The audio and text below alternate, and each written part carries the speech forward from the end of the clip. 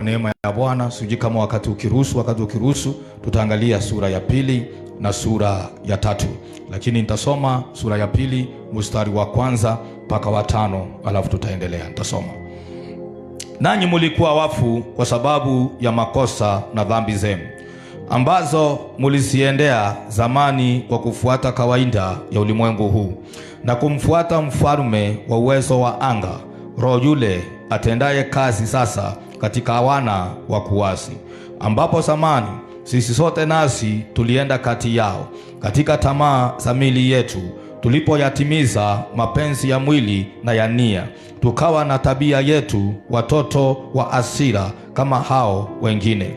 Lakini Mungu kwa kuwa ni mwingi wa rehema, kwa mapenzi yake makuu alitupenda,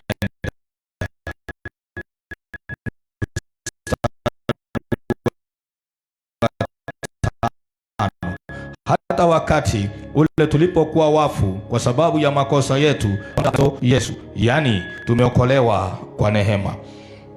Tunaendelea kujifundisha katika jina la Yesu, kitabu cha Waefeso, na tunajifundisha ili tumjue Yesu Kristo na tupate kumfahamu Yesu Kristo. Tutakapomjua Yesu Kristo, tutaendelea kumwamini na tutaendelea kumwendea na tutaendelea katika jina la Yesu kumuona katika maisha yetu. Mahali ambapo tumesoma kitabu cha Waefeso, linasema ya kwamba zamani, kabla hatuja kuja kwake Yesu Kristo Bwana kama Bwana na Mwokozi wetu, tulikuwa wafu. Linasema tulikuwa wafu kiroho. Roho zetu zilikuwa zimekufa, lakini tulipokuja kwake Yesu mwana wa Mungu, tulipomwamini, tulipookoka, akatufanya kuwa hai. Kwa hivyo sisi ambao tuliomwamini Yesu Kristo Bwana tu hai. Haleluya, tu hai, we are alive. Bwana asifiwe. Tumeshinda mauti na kuzimuni. Wote ambao wamemwamini Yesu Kristo kama Bwana na Mwokozi wao wako hai, wameshinda mauti, wameshinda kuzimuni. Kwa hivyo mauti hayana nguvu dhidi yetu tu hai. Niliwaambia Jumatano, nimefuatilia na nimejua hata mashetani na mapepo, wale ambao wameokoka, huwa wanaitwa walio hai, wanaita the living. The fallen angels refer to us as the living. Wanasema walio hai. Hata wao wanajua tu hai, maana uhai na uzima uko ndani mwetu. Kwa hivyo tulikuwa wafu, tulipomwamini Yesu tukawa hai. Kwa hivyo uhai uko ndani mwetu, uzima uko ndani mwetu. Kwa hivyo mauti kabisa hayamo ndani mwetu. Mauti yamo kwa wale ambao hawajaamini. Kwa hivyo si tuliamini na wale wasioamini ni kama mchana na usiku katika jina la Yesu. Tunasema kitambo tulitembea katika nia, katika uwezo wa yule ambaye anayetawala angani, ambaye ni Shetani. Lakini mstari wa 3 unasema tulikuwa wana wa hasira. Hasira ya nani? Hasira ya Mungu. Nataka unisikize hapa katika jina la Yesu. Tulipotembea kabla ya kuokoka, linasema tuliongozwa na nani? Na mtawala wa anga, na uwezo wa mtawala wa anga. Huyu mtawala wa anga ni nani? Ni Shetani. Haleluya. Wale ambao hawajaokoka, nisikizeni, wanakuwa influenced na mwovu Shetani. Mambo mengine ambayo wanatenda si kwa kupenda kwao, wanasukumwa kuyatenda yale kwa sababu wao ni watumwa. Haleluya. Yeyote ambaye hajamwamini Yesu Kristo Bwana ni mtumwa. Biblia inasema mtumwa uyatenda mapenzi ya bwana wake. Mtumwa ufanya mapenzi ya yule ambaye anayemtumikia, ufanya amri ya yule ambaye anayemtumikia. Kwa hivyo mtu yeyote ambaye hajaokoka, hajamwamini Yesu Kristo Bwana sawasawa na Biblia, ako chini ya influence ya yule ambaye Biblia inasema ni roho wa uasi, roho anayetawala katika anga na uweza wake, ambaye ni Shetani. Na ndiposa utaona mwanadamu atasema mimi sitafanya kitu fulani, sitafanya kitu fulani, lakini bado anajipata anafanya, kwa sababu ni mtumwa wa nani? Wa Shetani. Wanadamu ambaye hajaokoka ni mtumwa wa Shetani. Biblia inasema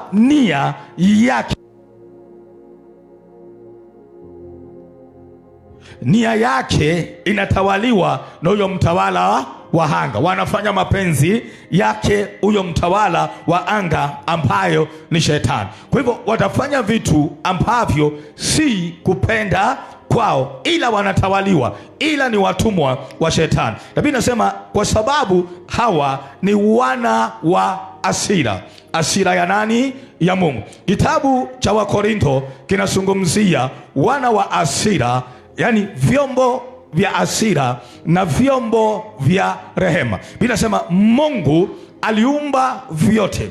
Vyombo vya rehema ni wale ambao walioamini, watakaoamini Yesu mwana wa Mungu. Hivyo ni vyombo vya rehema, ili Mungu adhirishe utajiri wa rehema zake kwa hawa ambao waliumbwa vyombo vya rehema. Biblia inasema kuna wengine vyombo vya hasira, ili Mungu adhirishe jinsi hasira yake ilivyo. Mungu ana sura mbili. Haleluya! Mungu ana sura ngapi? Mungu ana sura mbili. God has two dimensions, and these two dimensions siku moja zitadhihirika, na hizi two dimensions zitakuwa ni za umilele. Kitu kimoja, dimension ya mercy na dimension ya wrath. Kwa hivyo kuna wale ambao watadhihirisha rehema za Bwana, utajiri wa Bwana wa rehema na neema zake. Hawa ni wale ambao waliomwamini Yesu Kristo. Bila sema hawa si wana wa hasira. Kuna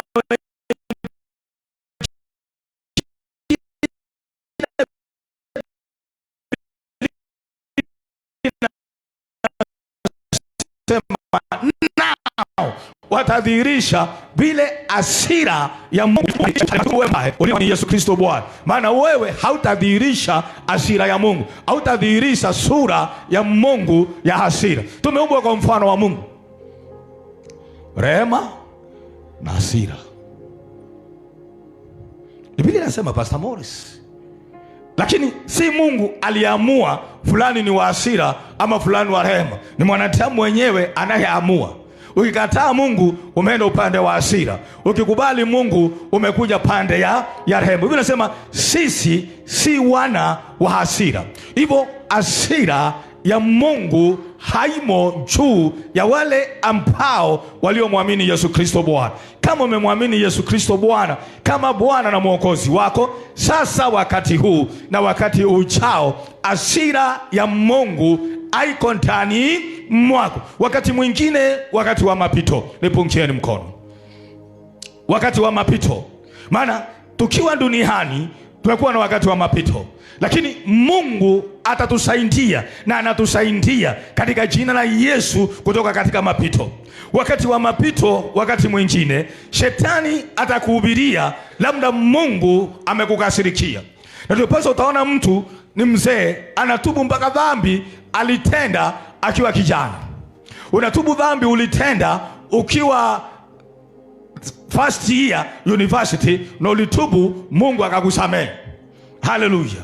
Maana unaona ya kwamba kana kwamba Mungu bado amekukasirikia. Uliyemwamini Yesu Kristo kama Bwana na Mwokozi wako, unatembea katika imani, hasira ya Mungu haiko juu yako katika jina la Yesu Kristo. Hasira ya Mungu haiko juu yako. Haleluya! Yale unapitia, haleluya, wenda Mungu ameyaruhusu. Bwana asifiwe. Ameruhusu mengine ili usome, ameruhusu mengine ili ibishe shetani, ameruhusu mengine ili uende katika hatua ya pili. Hata kama Mungu ni wa hasira, Biblia inasema ya kwamba anatukasirikia kama vile mzazi anavyoadhibu mtoto wake ampendavyo. Hata kama Mungu hanakuadhibu, atakuadhibu kwa upendo.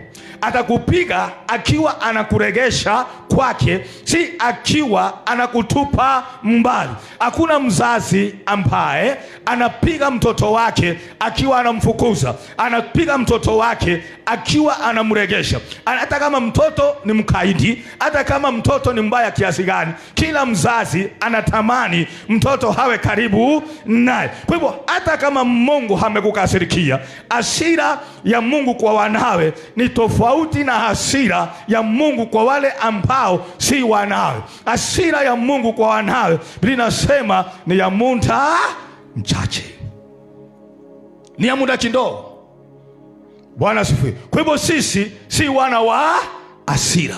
Biblia inasema sisi si wana wa hasira. Kwa hivyo hasira ya Mungu haimo juu yetu. Haleluya.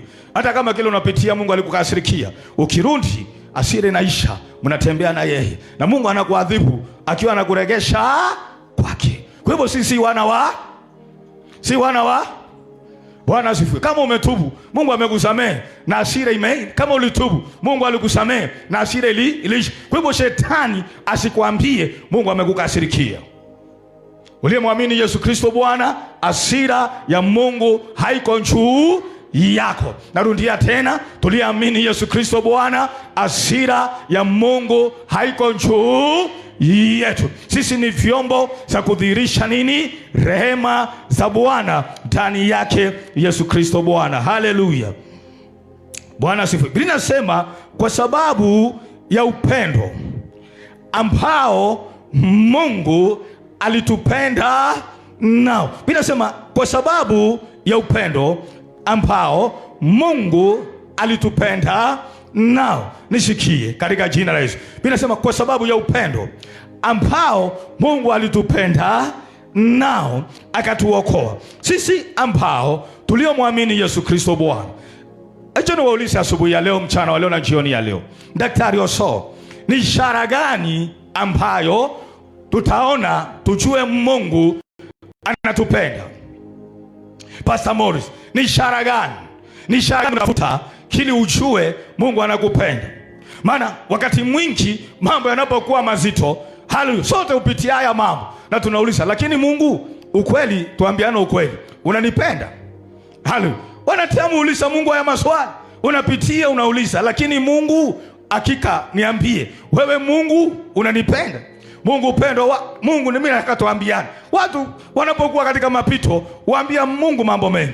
Mungu sikia mambo mengi, lakini Mungu ni kama vile mzazi. Haleluya. Asumbuliwi. Kwa mfano Mama Patience anaposhika Shakaina hapa, asumbuliwi na maneno ya Shakaina, maana anajua Shakaina ni mtoto. Hata Mungu anajua sisi ni watoto, anavumiliana nasi.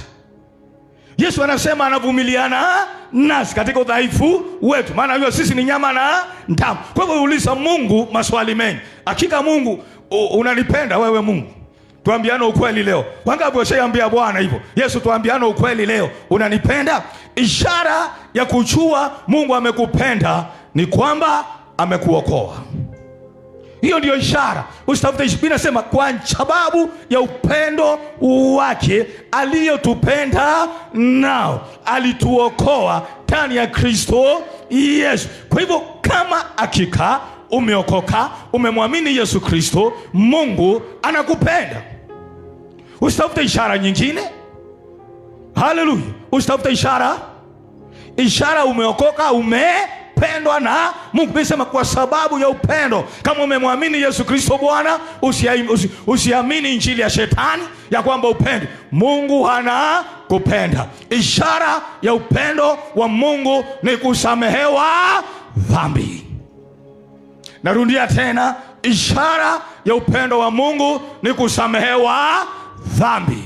Kama tumesamehewa dhambi, Mungu anatupenda katika jina la Yesu. Kwa hivyo kama umesamehewa dhambi, Mungu anakupenda.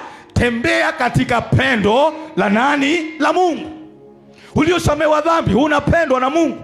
Mungu anakupenda katika jina. Biblia inasema kwa hivyo, kwa sababu ya pendo lake alilotupenda alituokoa katika jina la Yesu. Biblia mstari wa 4 na 5 vinasema akatufufua pamoja na Yesu, tukafufuka pamoja na Yesu, tukawa hai kwa sababu ya pendo lake.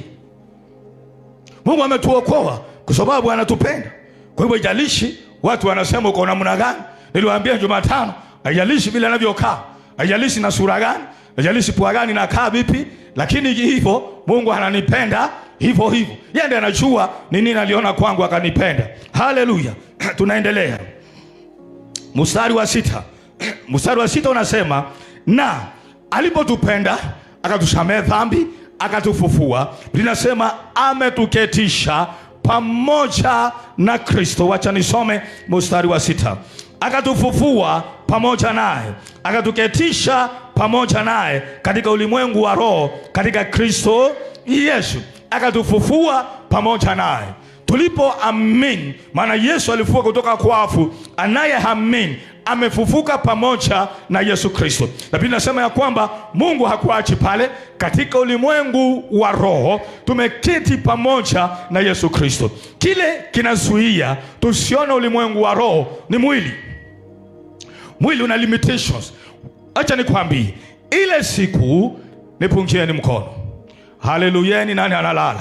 Ile siku Pastor Morris, nafsi yako na roho yako sitatoka ndani ya mwili, mahali ambapo Mungu ameziweka, utajipata mahali hapo.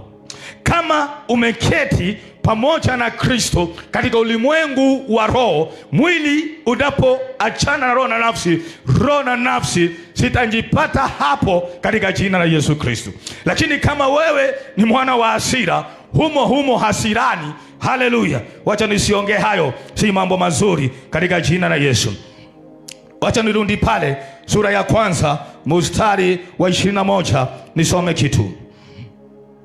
Juu sana kuliko ufalme wote na mamlaka na nguvu na usultan na kila jina litwajalo, wala si ulimwengu humu tu, bali katika ule ulimwengu ujao pia. Hapo ndipo tumekaa pamoja na Yesu Kristo. Haya hayadhihiriki wasiwasi kwa sababu ya mwili, lakini kiroho, haleluya, tuko juu ya falme zote, tawala zote katika jina la Yesu. Tuko juu ya shetani. Mungu ametuweka juu ya shetani na utawala wake, juu ya nguvu za giza na utawala wake. Na ndiposa leo katika jina la Yesu tunaweza amurisha shetani, henda kazi za shetani, tawala za shetani, kila vitu vya shetani katika maisha yetu na zikatii, maana Mungu ametuweka pamoja na Kristo, mkono wa kuume juu sana. Kwa hivyo spiritually tuko juu sana, na nawaambia ile siku huu mwili utarudi mavumbini, nafsi na roho sitoke, utajipata hapo kwa Kristo, mkono wa kuume wa Mungu. Utalala kufumba na kufumbua, unjipate kule, mko pamoja na Yesu mwana wa Mungu. Na hiyo ni kweli, maana hapo ndipo tulipo. Si tunapotoka katika mwili, Pastor Morris, tuliamini atutangatangi hewani. Nipungieni mkono. Acheni waambie, tukitoka katika mwili atutangatangi hewani.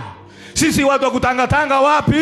Hewani. Si watu wa kurandaranda wapi? Hewani. Waliomwamini Yesu Kristo Bwana, hata wakifa hawatangatangi hewani, hawasurasururi hewani, moja kwa moja mahali ambapo Mungu ametuweka. Wacheni waambie basi, na huu ni ukweli wa mambo. Na wachawi wanajua, na wabundu shetani wanajua, na wale ambao wana uwezo wa kuona ulimwengu wa roho wanajua. Asiamini Yesu, Pastor Morris, atoke ndani ya mwili na siku zake asijafika, urandaranda hayo maroho, urandaranda. Na mengi hutumika sana na shetani.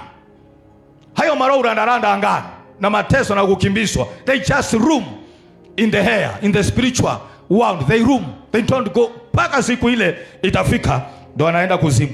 Hiyo ni ukweli wa mambo, ulisia utajua. Tunaendelea. Biblia inasema mstari wa 8, nitasoma naenda kazi na tutafikia wapi? Wenda tusifike sura ya 3 lakini haina neno.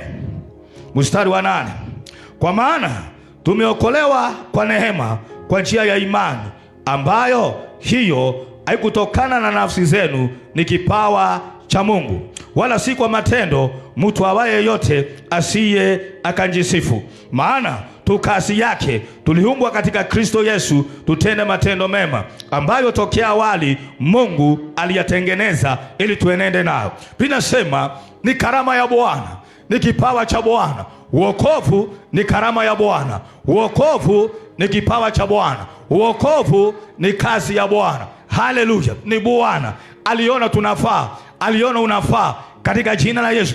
Hata kama ulikubali, haleluya, ni Mungu alikualika. Pasipo mwaliko aungekuja. Haleluya! Pasipo mwaliko Pastor Morris aungekuja kwa Yesu. Ni Mungu alikualika na ukakubali kukuja. Pasipo mwaliko haungalikuja. Haleluya! Ni mwaliko, ni Mungu aliyekualika. Kwa hivyo usiseme ni mimi niliamua. Uliamua wapi kama pungekuwa na mwaliko? Ni Mungu alikualika na akaona unafaa akualika katika wokovu. Kwa hivyo wokovu ni kazi ya Mungu, si kwa ajili ya matendo mema ambayo mtu aliyatenda kule. Ni kazi, ni karama ya Bwana. Hili Bwana Biblia inasema adhihirishe wingi wa rehema yake, adhihirishe wingi wa neema yake kwetu. Kwa hivyo Mungu ametuokoa, Mungu amekuchagua ili adhihirishe wingi wa rehema zake, wingi wa neema yake katika ulimwengu huu na katika ulimwengu ujao. Biblia inasema hili mstari wa 8, hili katika ufufuo wa wafu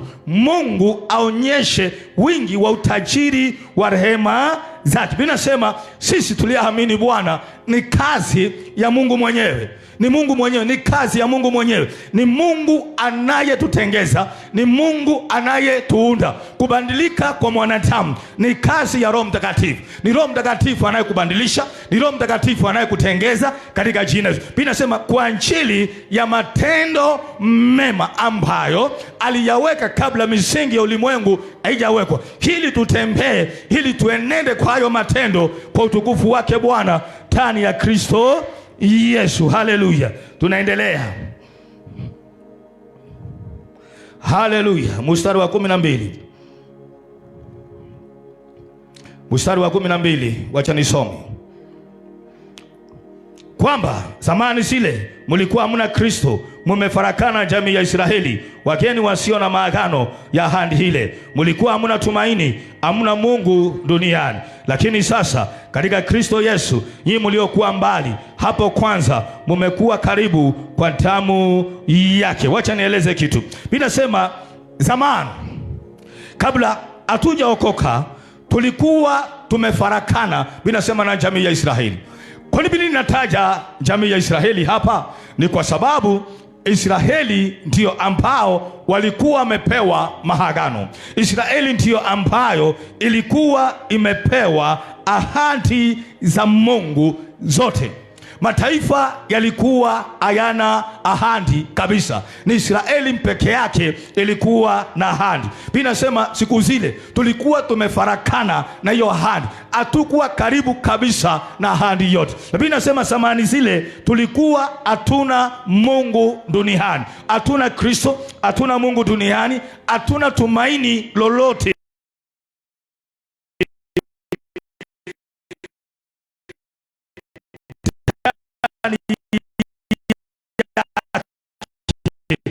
Lakini ndani yake Kristo, bila sema tuliokuwa mbali tumeleta Mungu kupitia ahadi. Wao ni ahadi ambazo Mungu alipea Abrahamu, Isaka na Yakobo. Wamesimama katika ahadi. Wao ni ahadi. Lakini sikia, binasema sisi ni katika hiyo ahadi. Lakini kuna kitu kingine kimefanyika. Tukawa, tutasoma hapa katika jina la Yesu, tukawa wa Mungu. Binasema kupitia damu yake Yesu mwana wa Mungu. Wacha nisome kitu hapa ndio nieleze kwa pamoja katika jina la Yesu Kristo. Mstari wa 13. Lakini sasa katika Kristo Yesu, ninyi mliokuwa mbali hapo kwanza mumekuwa karibu kwa damu yake Kristo Yesu. Mstari wa 14. Kwa maana yeye ndiye amani yetu, aliyetufanya sisi sote tuliokuwa wawili kuwa mmoja, akabomoa kiambaza cha kati kilichotutenga, naye akiisha kuondoa ule uadui kwa mwili wake, ndiyo sheria ya amri zilizo katika maagizo, ili afanye hawali kuwa mtu mpya mmoja ndani ya nafsi yake, akafanya amani. Sikia 16, akawapatanisha wote wawili na Mungu katika mwili mmoja kwa njia ya msalaba, akiisha kufusha ule uadui kwa uo katika jina la Yesu.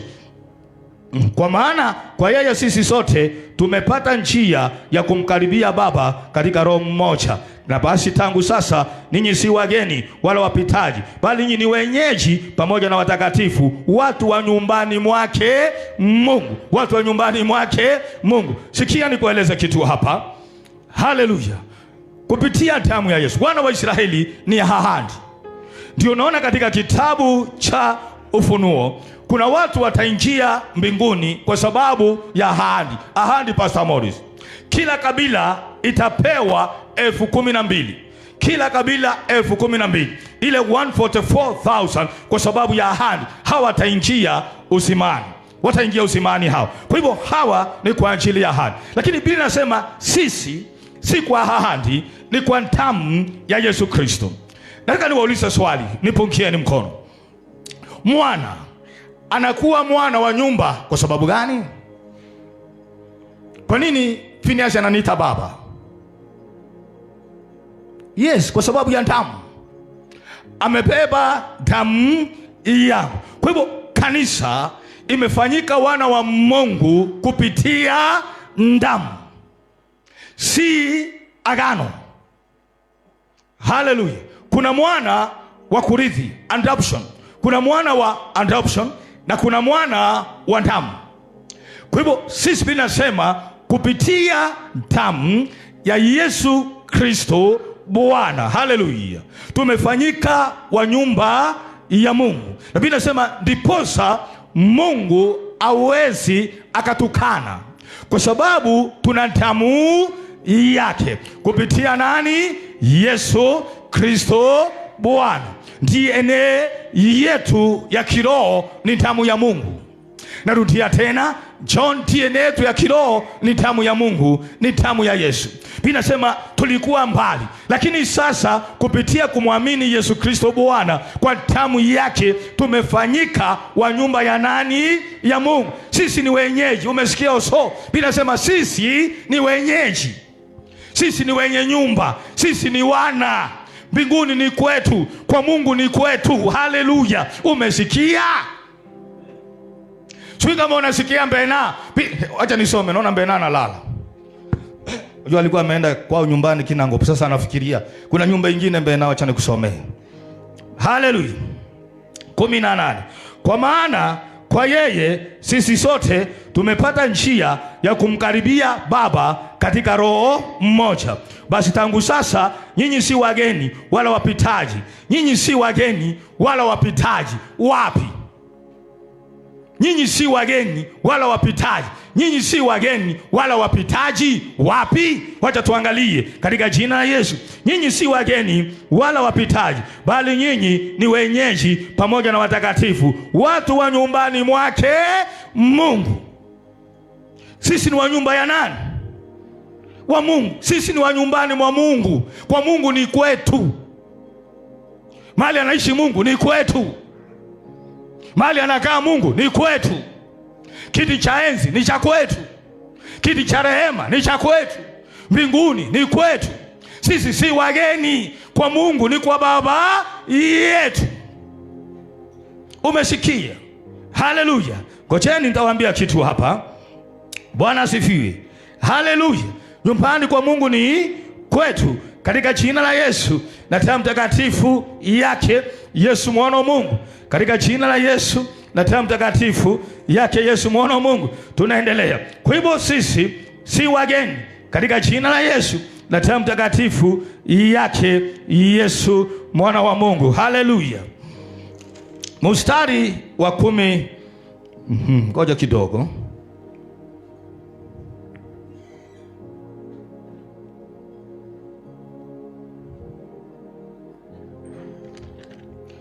Haleluya! Sisi si wageni katika jina la Yesu. iko sura ya 3 hiyo, tafika hapo. Samahani, wacha nisiruke. Haleluya. Tu nyumba ya Mungu. Kwa hivyo mbinguni ni kwetu, katika jina la Yesu. Tafika hapo sura ya 3 sasa hivi, mstari wa 19 nitasoma. Basi niseme nini? Mstari wa 19 kitabu cha Waefeso, samahani, Waefeso 2:19 nitasoma. 20. Mumejengwa juu ya misingi ya mitume na manabii, naye Kristo Yesu mwenyewe ni jiwe kuu la pembeni. Katika yeye jengo lote linaungamanishwa vyema na kukaa hata liwe hekalu takatifu katika Bwana. Katika yeye ninyi mmejengwa pamoja kuwa maskani ya Mungu katika Roho. 18. Kwa maana kwa yeye sisi sote tumepata njia ya kumkaribia Baba katika Roho mmoja. Hapo nilikuwa nataka. Haleluya. Tumepata njia ya kumkaribia nani? Baba, kwa sababu ya damu ya Yesu. Kwa hivyo nyumbani kwa Mungu ni kwetu. Mungu ni baba yetu. Biblia inasema tumepata njia ya kumkaribia. Kando na damu ya Yesu, tunaye Roho wa Mungu. Kwa kumwamini Yesu, damu ya Yesu imetufanya wana wa Mungu. Tunaye Roho wa Mungu. Kwa hivyo Mungu ni baba yetu, mbinguni ni kwetu, makazi ya Mungu ni yetu. Na haikuishia hapo. Biblia inasema sasa hata sisi tumejengwa na Mungu katika msingi wa mitume na manabii. Hii ni kanisa. Tumekuwa jengo la Mungu, Kristo akiwa jiwe la pembeni. Kristo akiwa jiwe la pembeni. Kwa hivyo kanisa, sisi tulioamini ni jengo la Bwana. Biblia inasema hilo jengo kwa pamoja, sisi tukiwa hivi kwa pamoja, tunakuwa hekalu la Mungu, makaazi ya nani? Ya Mungu. Nipungieni mkono. Kanisa, kusanyiko la watakatifu ambalo ni kanisa.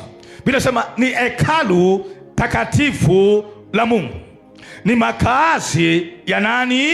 Ya Mungu. Kwa hivyo tunapokusanyika hapa, ndio Yesu anasema mahali 2 watatu wamekusanyika kwa ajili yangu, mahali pale mimi niko pamoja nao. Kwa hivyo tunapokusanyika hivi, Mungu yuko mahali hapa katika jina la Yesu. Na ndiposa na washauri, msiwe mnakosa ibada, msikose kusanyiko. Biblia inasema msiache kukusanyika katika jina la Yesu. Na ndiposa unaona tunapokusanyika hivi, tunaposifu, tunapoimba, tunapoomba, Biblia inasema maombi ya watakatifu, maombi ya kanisa.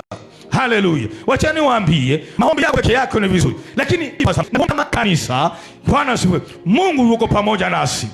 Mungu ako miongoni mwetu. Sisi ni makazi ya Mungu. Hayo maombi yana nguvu sana. Tutangaze kitu tukiwa tumekusanyika hivi katika roho moja na nia moja. Tuseme kitu fulani kifanyike, tuseme kitu fulani kisiendelee, tukiwa tumekusanyika hivi katika kusanyiko la watakatifu. Paulo anasema kusanyiko la watakatifu. Tunaposema vitu, tunapotangaza vitu, vinakuwa katika jina la Yesu. Ni jengo la Bwana, ni makazi ya Bwana. Haleluya. Na ndiposa nawaambia, tukiwa tumekusanyika hivi, shetani hawezi fanya kitu, wachawi hawezi fanya kitu, waganga hawezi fanya kitu, hakuna. Na ndio Yesu anasema nitalijenga kanisa langu, nitalijenga na malango ya kuzimu hayatalishinda. Biblia inasema sisi ni jengo la Mungu, ni makazi ya Mungu.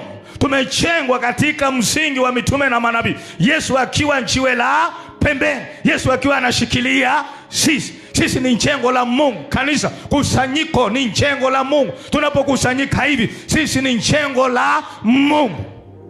Mungu yuko pamoja nasi, ni makazi ya Mungu. Hivyo kuzimu, uchawi, uganga, hakuna kitu inaweza fanya kinyume nasi, unless tuache Mungu, tufuate njia zetu, tukutanike hapa si kwa ajili ya Mungu, ni kwa ajili ya mambo mengine. Lakini kama ni kwa ajili ya Mungu, kama ni kwa ajili ya Mungu tumekusanyika hapa, sisi ni jengo la Mungu, sisi ni kanisa la Bwana. Mungu yu pamoja nasi na mbinguni ni kwetu. Mbinguni ni kwetu, Pastor Morris, ni kwa baba yetu. Twende sura ya 3 kwa kasi, nione kama tutamaliza. Haleluya. Mstari wa 1 mpaka wa 6 utasoma. Biblia inasema Injili is a mystery iliyofichwa na Mungu.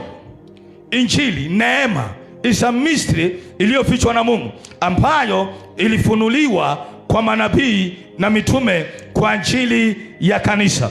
Mstari wa 9 inasema 3 ya kwamba ilifichwa ndani ya Mungu aliyeumba vitu vyote kwake Yesu Kristo. Mstari wa 10 ni na hii hekima ya Mungu ambayo ni Injili, ambayo ni neema kwa kanisa.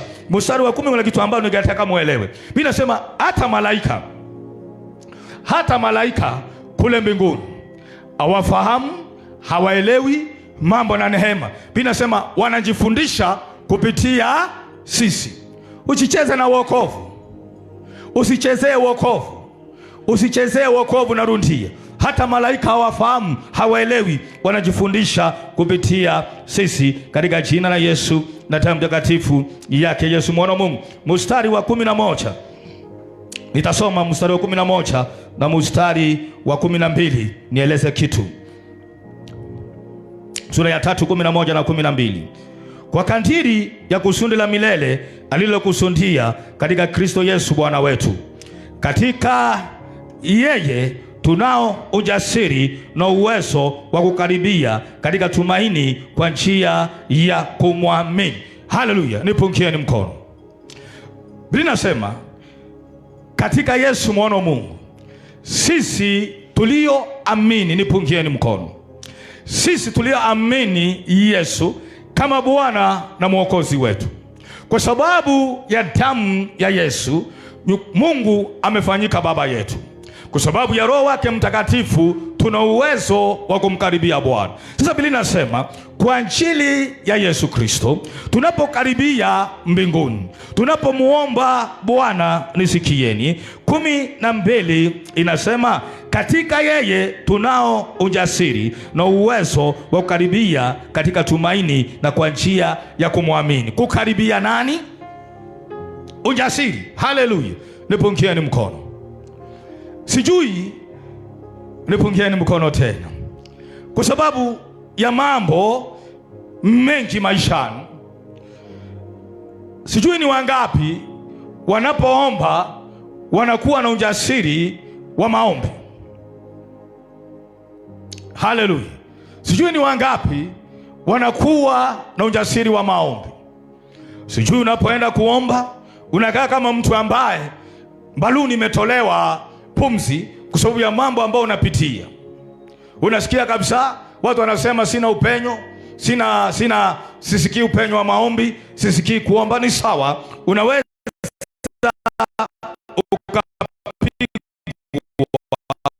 ukashindwa kuomba, lakini Biblia inasema kwa sababu ya damu ya Yesu tunapomkaribia, tumkaribie na ujasiri. Tuwe na ujasiri tunapoomba. Mungu ni baba yetu, nyumbani mbinguni ni kwetu, kiti cha enzi ni chetu katika jina la Yesu, ni cha baba yetu. Binasema tukaribie pale na ujasiri, tukaribie pale na ujasiri. Haleluya, tukaribie pale na ujasiri. Na kitu kingine, confidence, ujasiri na uhakika ya kwamba hatuna wasiwasi, tumesamehewa dhambi, Mungu ametupenda, Mungu anatujali katika jina la Yesu Kristo. Tunapoomba, nisikieni, omba kwa ujasiri, omba kwa uhakika, omba kwa imani. Ni baba yako, ni nyumbani kwenu. Haleluya. Na wacheni waambie, vitu vya babako ni vyako katika jina la Yesu. Vitu vya babako ni vyako kwa sababu ya damu ya Yesu. Binasema urithi wa huko tunaweza tukafikia. Vyote vilivyo na Mungu tunaweza tukafikia. Vyote vilivyo na Mungu, vyote vya Mungu tunaweza tukaomba na tukapokea kama wana. Kama nani? Kwa hivyo unapoomba, Pastor Morris, omba kama mwana. Itisha Mungu kama mwana. Enda na ujasiri, mbona uhakika kwa imani na Yesu. Vyote unajua Mungu anavyo. Haleluya, tumuombe kwa ujasiri, tuacheni mambo mengine. What qualifies us si kile tunatenda, na sisemi utende dhambi. Haleluya, kile kinatufanya tuhitimu ni Yesu Kristo Bwana. Biblia inasema katika Yesu Kristo Bwana. Kwa hivyo kama wewe umemwamini Yesu Kristo Bwana, yatosha kuomba Mungu chochote. Narudia tena, nipungie mkono. Kama umemwamini Yesu Kristo Bwana kama Bwana na Mwokozi wako, hiyo ni idhini, hiyo yatosha kumuomba Mungu chochote. Biblia inasema kwa ujasiri,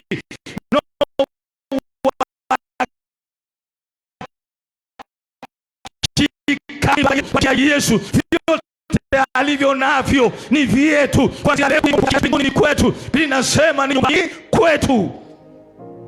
Kiti cha enzi ni cha kwetu. Biblia inasema tulikuwa mbali sana, lakini sasa hatuko mbali na mbingu. Tulikuwa wageni, ila sasa sisi si wageni, ni nyumbani kwetu. John, mbinguni nyumbani kwetu. Mungu ni baba yetu. Kiti cha enzi ni cha baba yetu. Ufalme ni wetu. Biblia inasema umefanyika makuhani wa kifalme.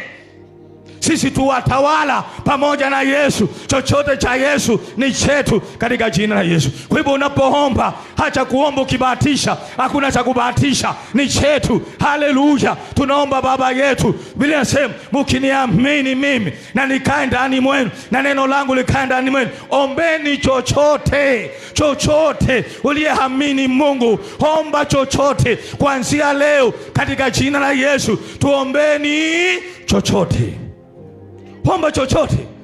Nini natuhitimisha oso daktari? Ni kumwamini Yesu. Kama umemwamini Yesu kuanzia leo, omba chochote. Kuwa na uhakika, kuwa na ujasiri. Kwa ajili ya Yesu utapokea. Ni kwa ajili ya Yesu tunapokea katika jina la Yesu. Tunaendelea katika jina la Yesu. Kwa hivyo tukiwa na imani ndani yake Yesu, tuombe chochote katika jina la Yesu Kristo. Mbinguni ni kwetu. Mungu ni baba yetu. Vya mbinguni ni vyetu. Alivyo navyo Mungu ni vyetu, ni vyako. Haleluya, katika jina la Yesu. Kuanzia leo tuombe chochote tutakacho katika haya maisha. Nini unataka katika haya maisha? Nauliza, nini tunataka katika haya maisha? Tuombe.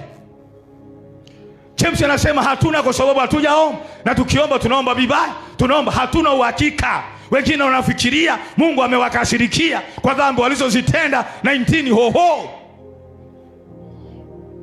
Wanasikumbuka. Ukienda kuomba, shetani anakukumbusha wewe uliiba. Pumzi inaenda. Kikumbusha, mwambie andike zote. Biblia inasema kama vile mbingu na nchi zilivyo mbali, hivyo ndivyo nilisamehe dhambi zenu, sitasikumbuka tena. Dhambi uliotubu Mungu alikusamehe. Achana na ibilisi. Kuna mhubiri mmoja alienda kuomba na listi ikaja, mimi sikudanganya, anaitwa ni Muamerika. Listi ikaja mbele yake na ni shetani alileta, akamwonyesha dhambi zote. Akamwambia chukua kalamu shetani, andika hii hujakumbuka, andika hii hujakumbuka, andika hii hujakumbuka. Na shetani akaandika kweli. Na naona katika maono akamwambia leta karatasi. Akararua akamwambia shetani, hizi zote Yesu aliangika msalabani. Na ibilisi akakosa la kumvunja moyo tena. Kinachotuhitimisha katika jina la Yesu ni damu ya Yesu na kumwamini Yesu mwana wa Mungu. Omba chochote. Omba chochote kuanzia leo na kwa ujasiri na kwa imani. Maisha yako yatabadilika. Hali zako zitabadilika. Utamuona Bwana. Ni kwa ajili ya Yesu Kristo na kila alitenda msalabani.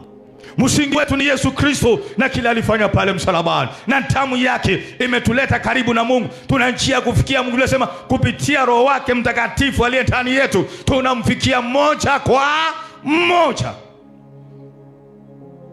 Acheni hizi zenu ati Maria anaenda kukuombea kwa Mungu. Sijui Gabrieli mwambie Mungu. Sasa nimesikia maombi. Gabrieli tafadhali ambia Mungu. Mikaeli tafadhali ambia Mungu. Hizi ni maombi asiko mahali popote. Biblia inasema tunamfikia mmoja kwa moja. Mahali unahitaji mtu akuombee, akulete kwa Mungu ni wakati unaokoka. Hata wakati nakuombea, nukusaidiana, tunasaidiana maombi. You have inaitwaje? Straight access to the Father through the Holy Spirit. Unaweza piga nyumbani makoti na ukaomba na Mungu akasikia. Kuanzia leo katika jina la Yesu, omba kile unahitaji, omba kile unatamani, as long as kiko sawa na mapenzi yake Yesu Kristo, omba. Hayo maisha yatabadilika, hizo hali zitabadilika, kitabadilika katika jina la Yesu, kwa utukufu wa Bwana. Binasema tumeumbwa kudhihirisha uwezo, rehema na neema za Bwana. Kanisa, tuombeni katika jina la Yesu.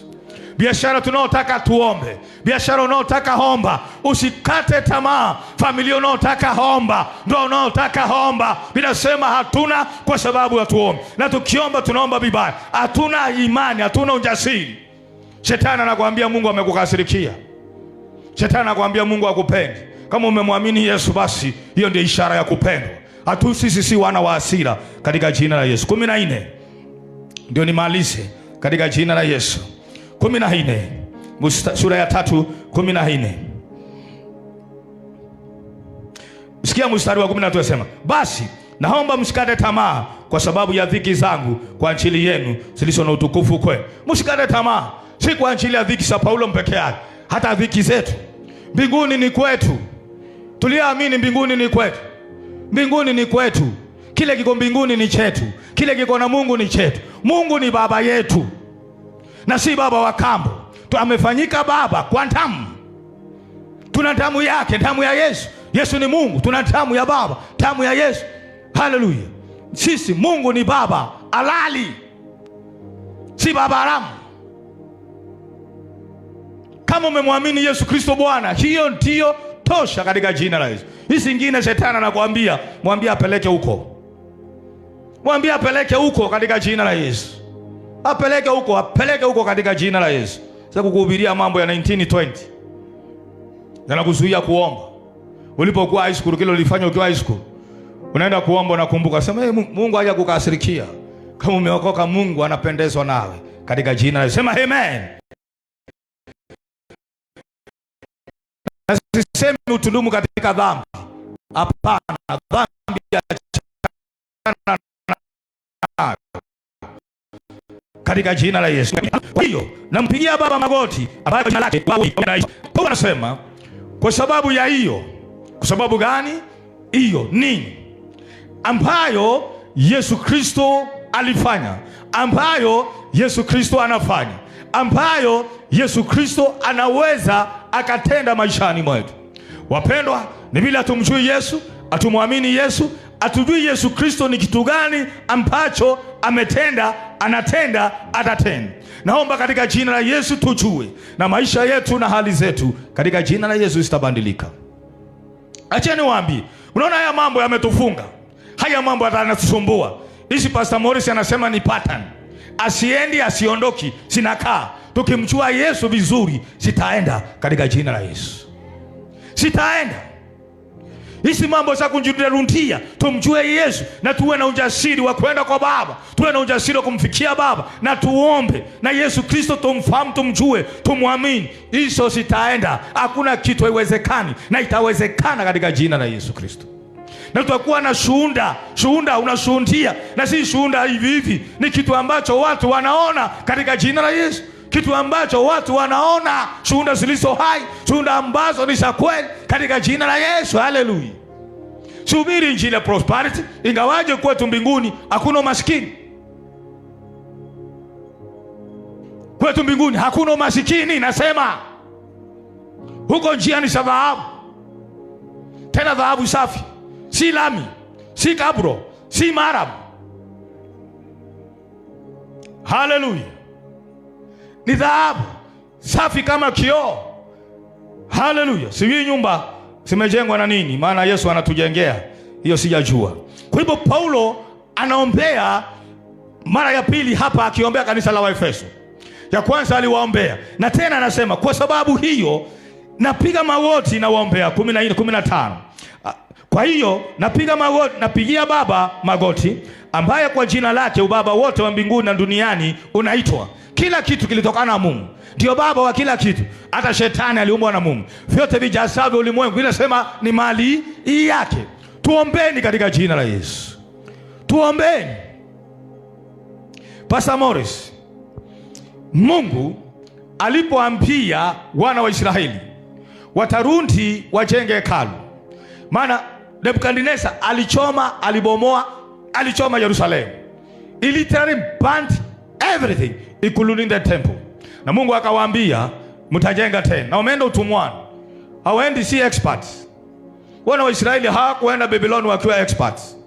Si wa China walienda kujenga barabara. Hallelujah. Walikuwa ni watumwa, na watumwa hawalipwi. Sasa Mungu anapowaambia, hata Yeremia anashangaa itakuwaje. Lakini ukisoma Isaia, Mungu anawaambia kuna hazina imefichwa katika siri. Mungu anawaambia kuna hazina imefichwa katika siri, nyinyi hamuioni, mimi naiona. Na hiyo hazina, wakati ambapo Babyloni ilianguka, Persia na Mindi walitwa wapi? Wa Mindi na wale wa Persia wakati wa Cyrus. Hiyo hazina ya Babylon ndiyo ambayo Cyrus dhahabu na fedha alipatia wana wa Israeli. Akawaambia chukueni na muende mkajengee Mungu hekalu. Tuombeni katika jina la Yesu. Hatuoni njia, hatuoni namna ya kutoka katika hizi hali za kimaisha. Mimi nawaambia kuna mali zimo katika siri ambazo ni Mungu peke yake ajuaye zimo. Kuna zile ziko kuzimu, kuna zile ziko uchawini, kuna mali zimefichwa. Hizi za Babylon zilikuwa zimefichwa, Pastor Morris, zilikuwa zimefichwa na Nebukadnezar. Wana wa Israeli walikuwa wajui ziko wapi, lakini Mungu alikuwa anajua ziko wapi, na akawaambia mali iliyofichwa katika siri nitawapatia, na hakika akawapatia. Ndio Daudi anasema tulipokuwa njiani tukielekea Sayuni, tulikuwa kama watu waotao ndoto. Hawaamini, ni watumwa na wanabeba dhahabu, wana fedha. Bila sema wakapewa mpaka mifugo. Wakapewa mpaka mifugo, so ng'ombe, farasi, si zao. Walipewa sawa Nebukadnezar, zilizokuwa zimefichwa sawa Karindayo. Wakarundi na mali, wakarundi na utajiri. Kuna utajiri, na waambia ukweli, kuna mali iliyofichwa. Ulimwengu mumejaa utajiri, mumejaa mali iliyofichwa, imo katika mikono isiyofaa. Mungu ana uwezo katika jina la Yesu wa kuhamisha huo utajiri na hiyo mali mikononi mwetu. Ana uwezo wa kuhamisha, uwezo wa kutengeza faida mikononi mwetu. Na Baba aliye juu mbinguni, katika jina la Yesu, ahamishe utajiri wa mataifa mikononi mwetu. Uwezo wa kutengeza pesa ahamishe mikononi mwa kila mmoja wetu. Naomba katika jina la Yesu kwa ajili ya Injili, ili tuhubiri Injili kwa ajili ya ufalme wa Mungu katika jina la Yesu Kristo. Mali iliyofichwa Mungu ana uwezo wa kuhamisha, na katika jina la Yesu kwa ajili ya Injili ahamishe kwa ajili ya ufalme wake, ili tuhubiri Injili. Mungu akuhamishie katika jina la Yesu. Na tupo kuhamishia, useme kanisa ya mabati wewe tujengee cathedral. Amen. Na upokea katika jina la Yesu. Mimi nawaambia, tunaweza kuwa matajiri na tutakuwa matajiri. Hiyo naamini katika jina la Yesu. Mbinguni ni kwetu, Baba yetu ni muweza, ni muumba wetu. Pastor Morris, ni neema tu. Mungu ashukishe neema, na hiyo neema ishuke kuanzia leo. Wewe fanya ipisendi, lakini angalia Yesu. Wewe usamboga, lakini angalia Yesu. Mungu ana njia zake katika jina la Yesu. Mungu ana njia zake. Mungu ana njia za kukuunganisha na kuunganishe. Paulo anaomba nini? Na sisi tuombe. Tutaendelea Jumapili, na Jumapili itakuwa ni ibada ya meza ya Bwana katika jina la Yesu. Usikose na uje na rafiki. Anasema anawaombea nini? Awajalieni kwa kadiri ya utajiri wa utukufu wake kufanywa imara na nguvu kwa kazi ya Roho wake katika utu wa ndani. Kwa nini? Ili Kristo akae mioyoni mwenu kwa imani, mkiwa na shina msingi katika upendo. Inasema kuna kitu ambacho Paulo anawaombea, na hiyo kitu mimi nawaombea na mimi najiombea. Ni kitu gani? Mtu wetu wa ndani atiwe nguvu. Anatiwa nguvu na nani? Na Roho Mtakatifu. Mtu wa ndani kutiwa nguvu, anatiwa nguvu na Roho Mtakatifu.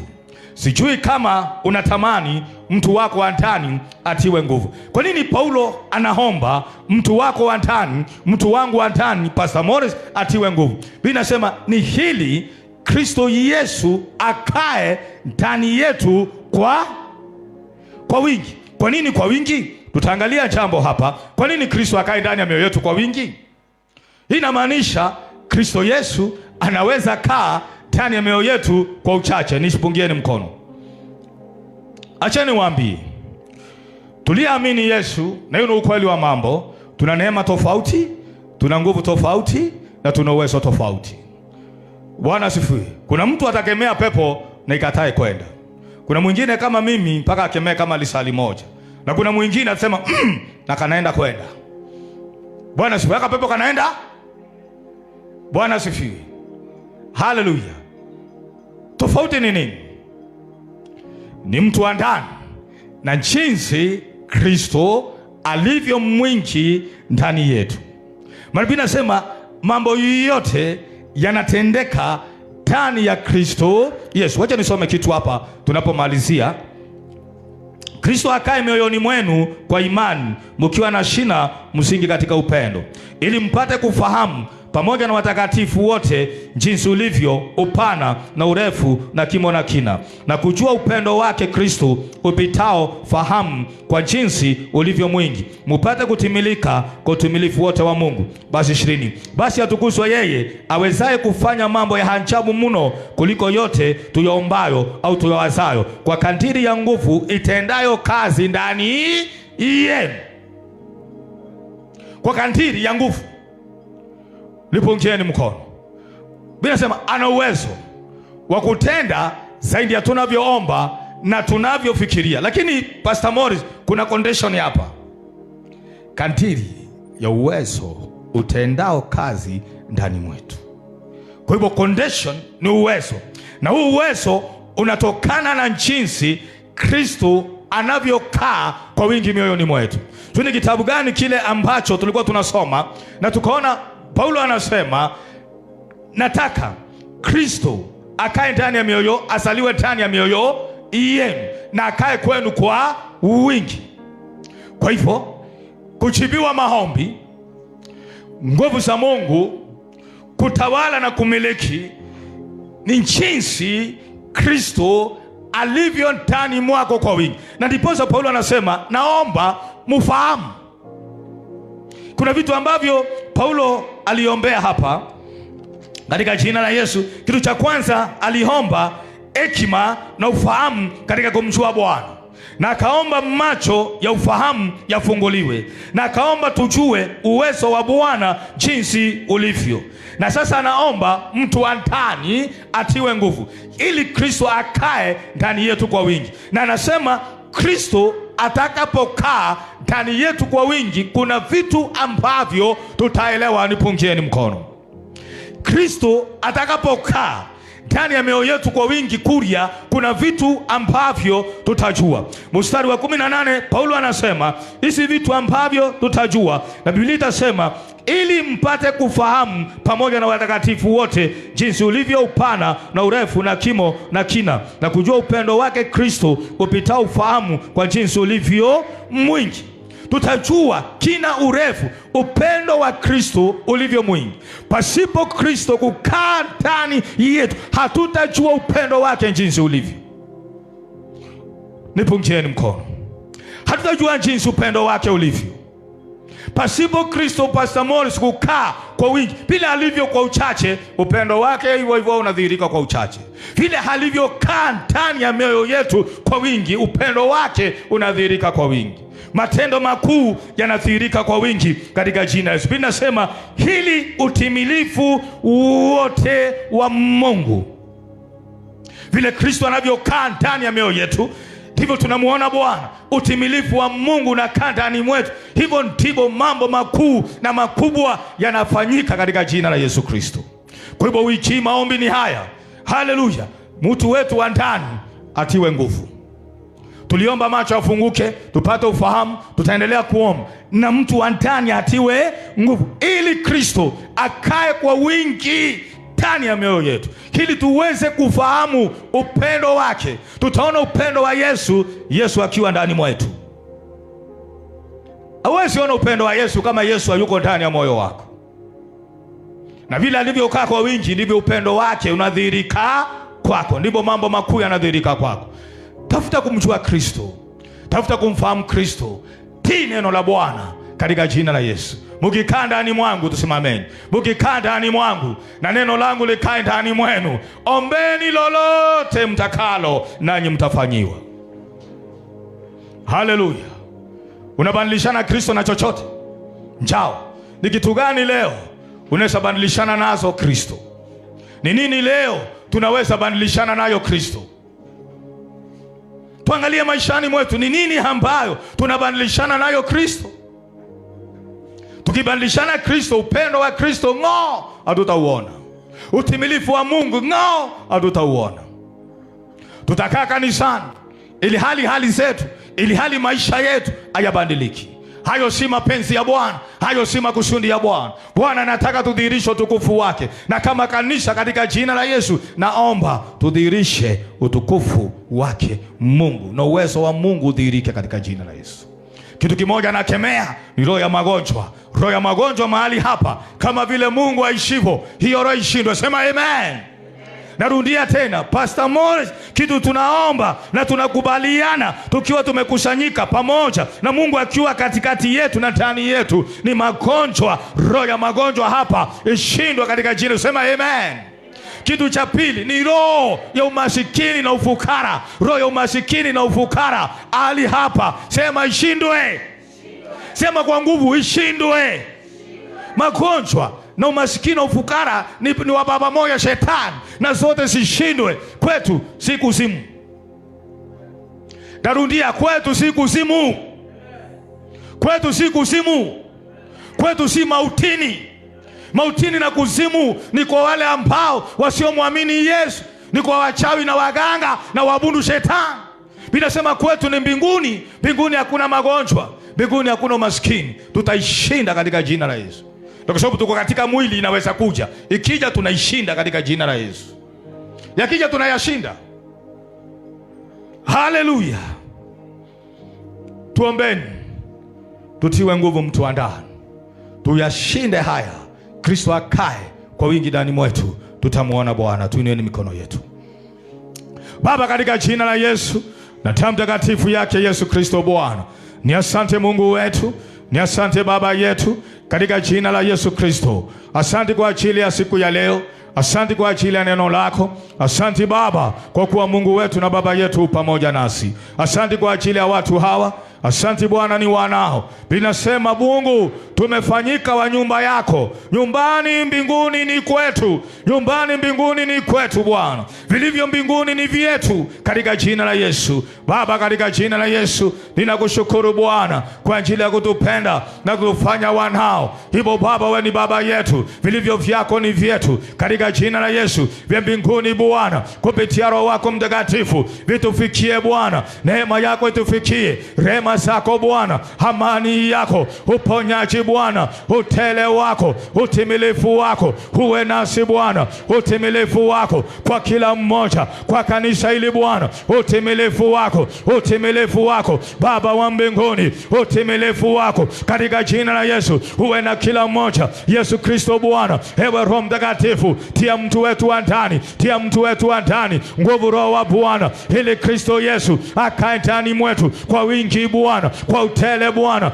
ili tuweze kufahamu jinsi upendo wake ulivyo Bwana ndani mwetu Mungu, ili Baba yetu katika jina la Yesu yatendeke Bwana tunayoomba, na zaidi ya yale tuyaombayo Bwana. Ninaomba Bwana katika jina la Yesu, roho ya magonjwa mahali hapa Bwana, maroho ya magonjwa yashindwe kabisa, maroho ya umasikini, maroho ya ufukara yashindwe kabisa. Ninaomba Bwana utajiri wa mataifa, utajiri wa mataifa kwa ajili ya injili, asina zilizofichwa kwa ajili ya injili, kwa ajili ya ufalme wako uje Bwana katika kanisa hili. Kanisa hili Bwana ni tajiri Mungu, kama lile kanisa la Ufunuo Yohana, kwa ajili ya injili, kwa ajili ya injili, mlango ulio wazi mbele zetu Bwana usiofungwa kwa ajili ya injili, kwa ajili ya uinjilisti, kwa ajili ya injili. Umetuita Bwana kwa ajili ya injili na kwa ajili ya uinjilisti na kwa ajili ya ukombozi katika jina la Yesu. Hayo Bwana, hiyo neema kuanzia sasa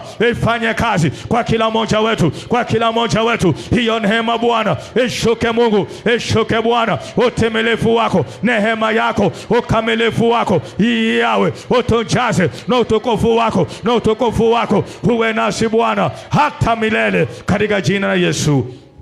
Baba, naomba wiki yenye ushindi Baba, njia zifunguke ambazo zimefungwa za kifedha, za biashara katika jina la Yesu. Kila njia Baba ifunguke, ya mahusiano, ya ndoa Bwana, milango iliyofungwa ya baraka ifunguke Bwana kwa watu hawa. Connection Bwana, connection Bwana katika jina la Yesu. Connection za kimaisha, connection za matima sawa sawa Bwana na mapenzi yako, za kazi Mungu, za biashara, njia zifunguke, za uponyaji, baraka zako Bwana, rehema na nehema kwa kila mmoja, kwa huduma hii, kwa watu hawa katika jina la Yesu. Ni asante Bwana, ni asante Mwokozi. Hata sadaka tutakazozitoa zimebarikiwa, zimetakazika, wamekutolea wewe, wanakuabudu wewe katika jina la Yesu. Tunaomba na tunaamini na tuseme amen.